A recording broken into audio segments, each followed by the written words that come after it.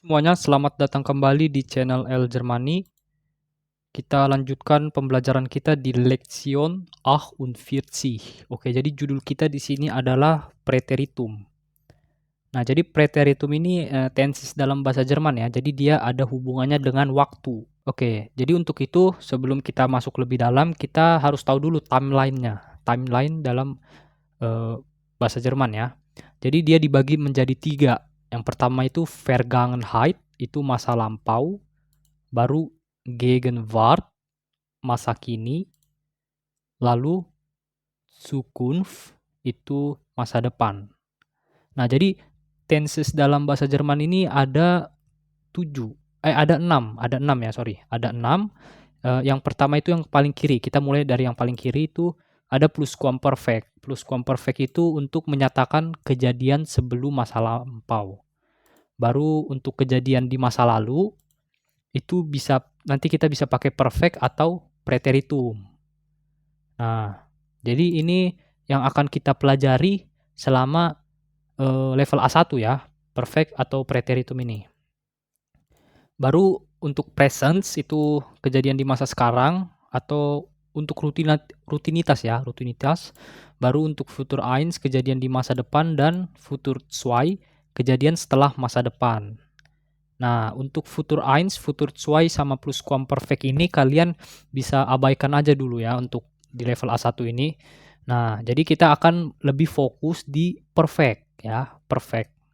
Nah, kalau presence ya kita kan udah mempelajari selama ini mulai dari kita belajar konjugasi di pembelajaran yang awal-awal itu, kita kan udah belajar konjugasi. Nah, itulah bentuk untuk masa sekarang.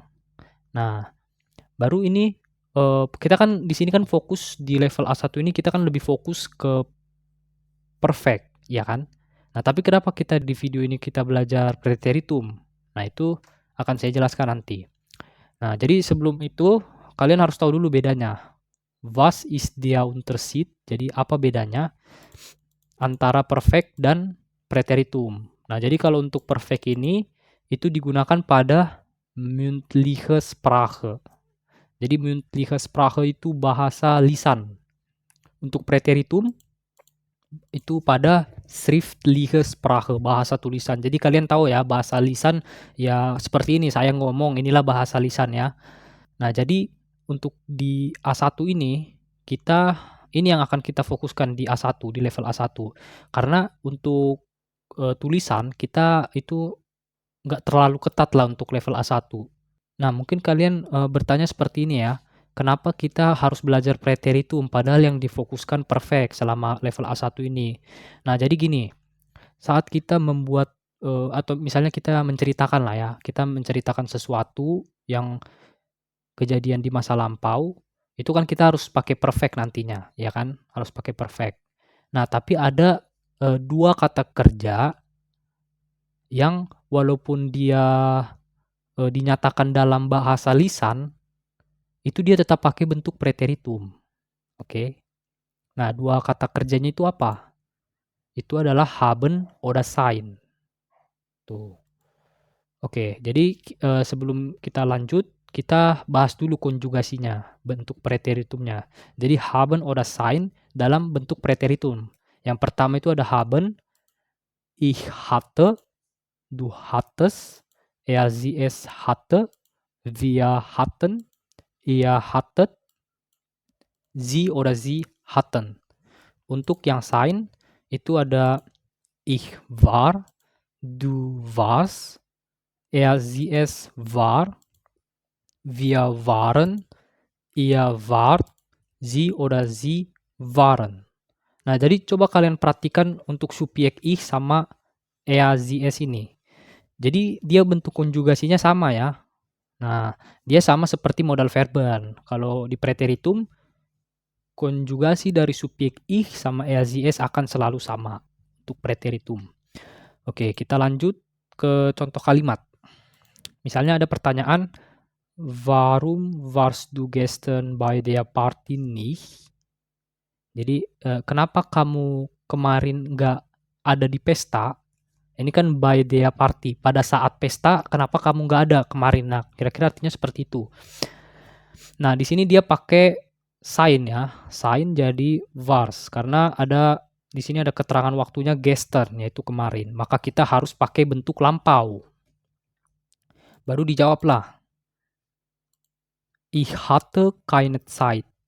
Aku nggak punya waktu. Ini kan keine kan menunjukkan kalimat negatif ya.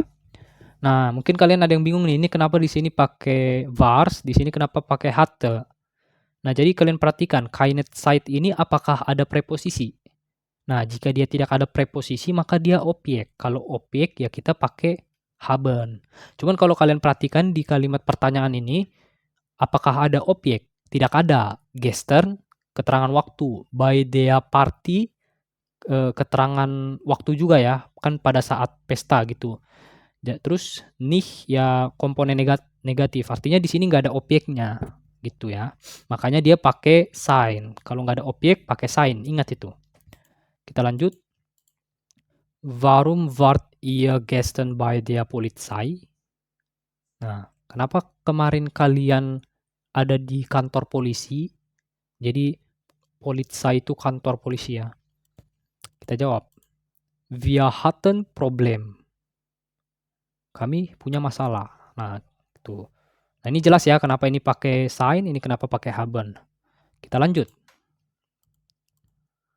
Warum kommt der Arbeiter zu spät? Nah, ini pakai presence ya. Kenapa pekerja itu datang terlambat? Kita jawab. Gestern hatte er Überstunden. Nah, jadi Überstunden ini objeknya ya. Jadi Überstunden itu artinya lembur. Nah, di sini kalian lihat ya, gestern posisi pertama. Maka subjeknya jadi kita taruh di posisi ketiga. Itu kemarin udah kita pelajari ya di bagian zat struktur. Jadi bisa diubah-ubah antara keterangan, objek, dan subjek itu posisinya bisa diubah-ubah.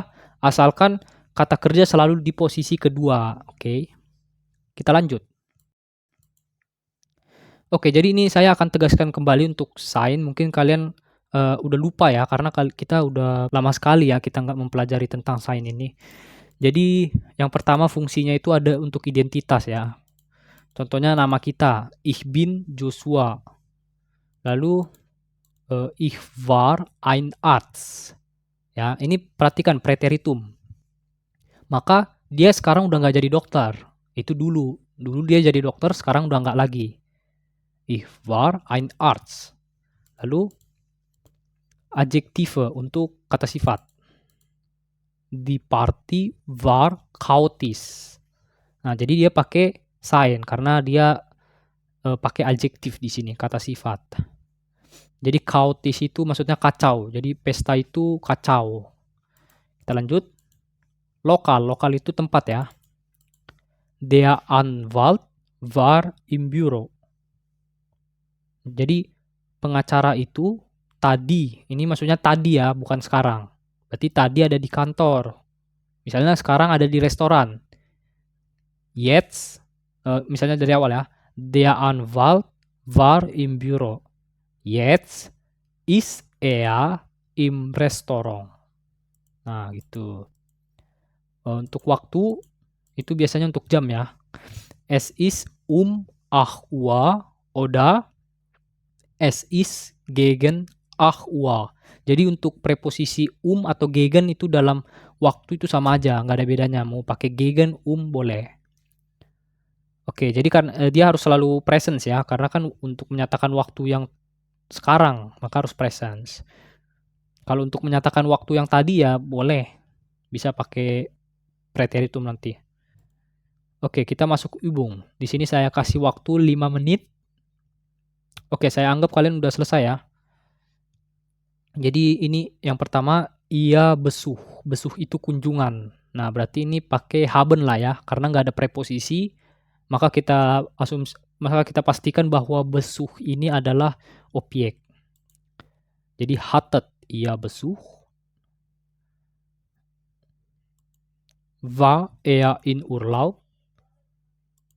Warst du bei Klaus? War der Film interessant? Nah, seperti itu ya. Jadi untuk nomor 5, kalian silakan tulis di kolom komentar. Semoga benar ya. Nanti akan saya koreksi. Also, wir machen Schluss. Ich wünsche euch noch einen schönen Tag. Bis zum nächsten Mal. Tschüss.